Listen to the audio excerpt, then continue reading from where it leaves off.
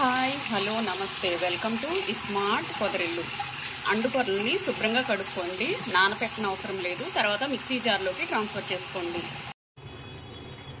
తర్వాత కొంచెం పరిమాణంలో వాటర్ యాడ్ చేసుకొని మిక్సీ చేసుకోండి.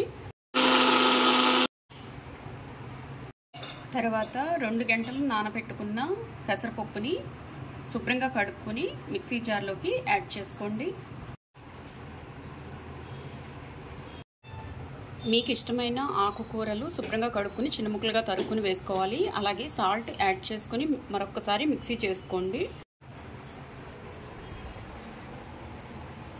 ఫ్లేమ్ వెలిగించుకుని పెనం పెట్టుకుని కొంచెం గీ కానీ ఆయిల్ కానీ యాడ్ చేసుకోండి.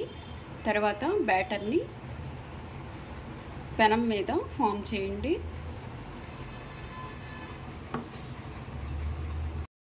తర్వాత మీకు ఇష్టమైన ఆకుకూరల్ని చిన్న ముక్కలుగా తరుక్కుని స్ప్రింకిల్ చేసుకోండి. అలాగే అన్ని రకాల సీడ్స్ని నైట్ పూట నానబెట్టుకుని శుభ్రంగా కడుక్కొని మార్నింగ్ ఉడకపెట్టుకున్నవండి అవి కూడా స్ప్రింకిల్ చేసుకోవాలి. తర్వాత లో ఫ్లేమ్లో వేగనివ్వండి. వేగిన తర్వాత టర్న్ తిప్పుకోండి.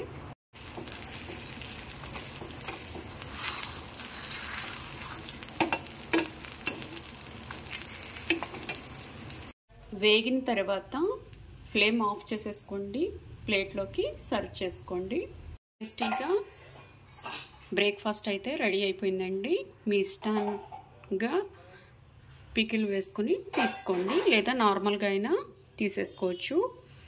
ఓకే అండి, బాయ్. వెయిట్ లాస్ కూడా బాగా పనిచేస్తుందండి.